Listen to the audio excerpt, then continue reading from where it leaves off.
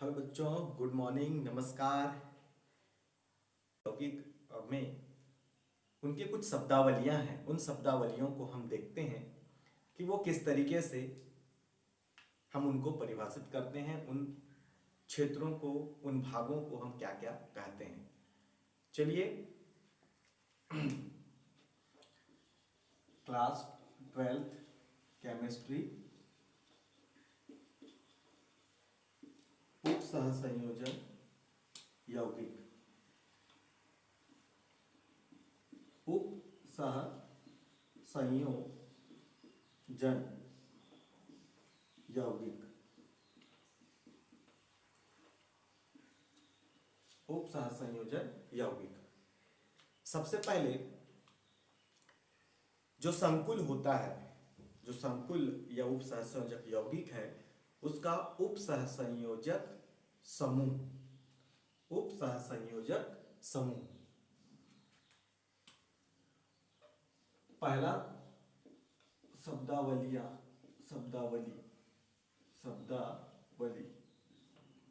उप सहसंयोजक यौगिक, उप सह संयोजक समूह, उप सहसंयोजन समूह। जो हम संकुल लेते हैं, जैसे कि K4FeCN6, K4FeCN6, यह एक संकुल है। इस संकुल का जो उप सहसंयोजन क्षेत्र है वह है FeCN6, और क्योंकि यहां पर 4 प्लस है तो उसके ही बराबर 4 माइनस। ओके, तो ये जो है K4FeCN6 का FeCN6 4 माइनस आयन जो है वह उप सहसंयोजन समूह है। अर्थात ये बड़े कोष्टक के अंदर जो लिखा हुआ है यह उप सहसंयोजन समूह है। ओके, इसी प्रकार हम देखते हैं दूसरे संकुल का, जिसमें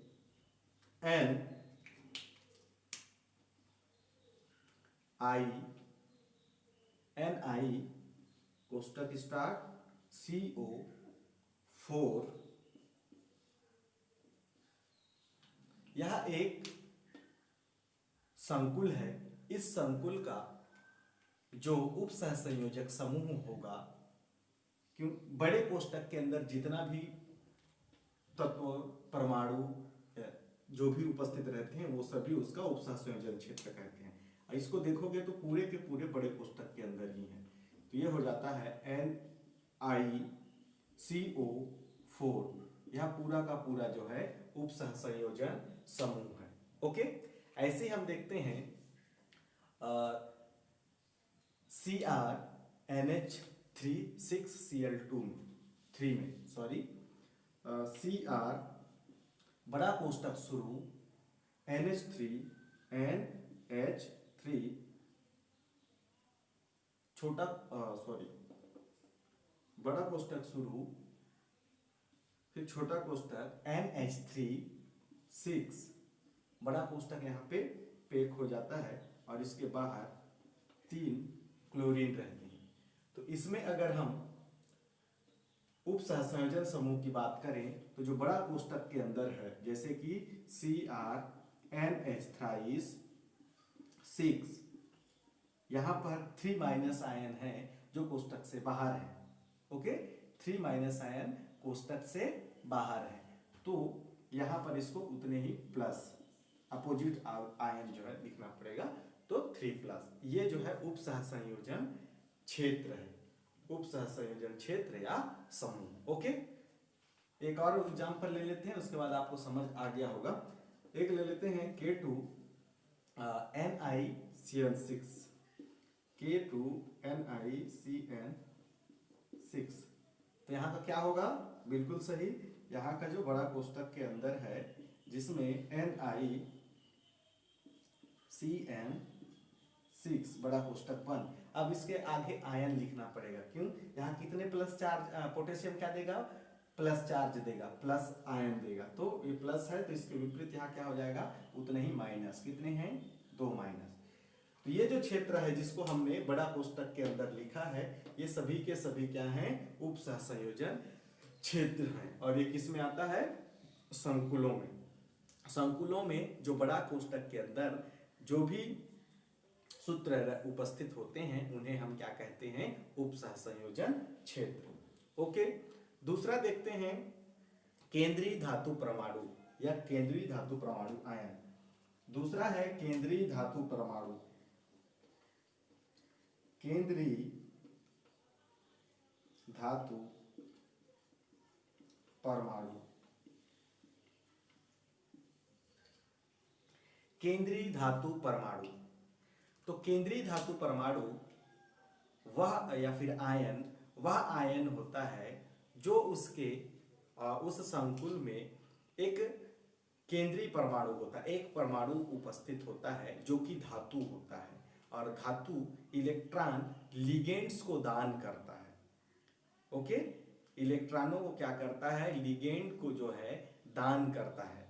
तो एक ऐसा वहां पर तत्व उपस्थित होता है जो एक मेटल होता है, एक धातु होता है, और उसके पास इलेक्ट्रॉनों की अधिकता होती है और वो इलेक्ट्रॉनों को लिगेंड को प्रदान करता है। जैसे ही लिगेंड को प्रदान करता है उसके पास उतने ही इलेक्ट्रॉनों की कमी होती है और वो धनात्मक आवेश के रूप में प्राप्त होता है, एक धनायन के रूप में प्राप्त होता है। उसको हम क्या कहते हैं? केंद्रीय धातु परमाणु। चलिए देखते हैं हमारे पास केंद्रीय धातु परमाणु किसी संकुल में कौन होगा।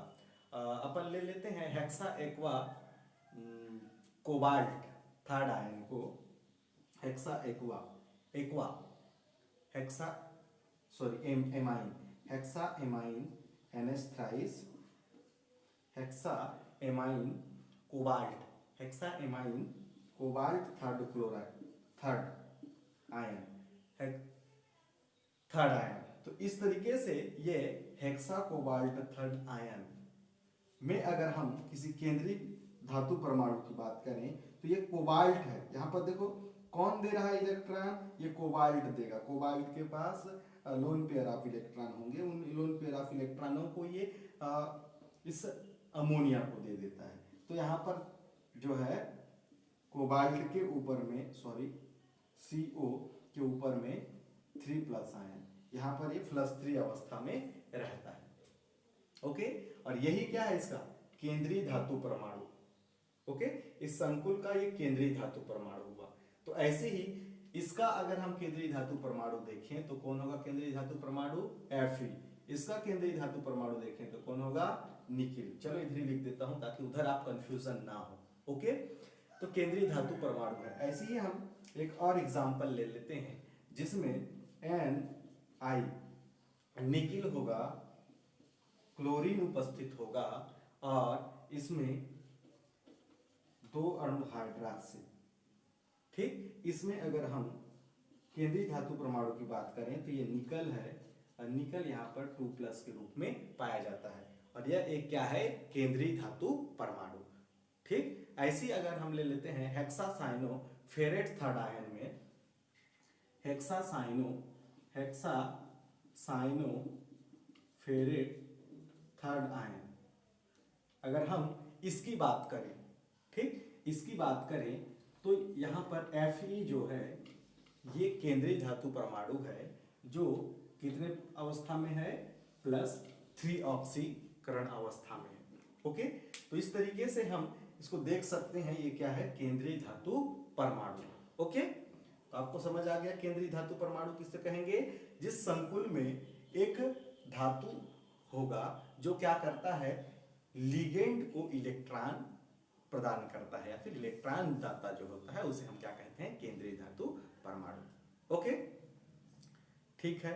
अब देखते हैं हमने देखा उप सहसंयोजक समूह, केंद्रीय धातु परमाणु। अब देखेंगे उप सहसंयोजक क्षेत्र। ओके, बड़ा कोष्टक के अंदर जो भी मिलता है वह उप सहसंयोजक क्षेत्र कहलाता है। उप सहसंयोजक क्षेत्र।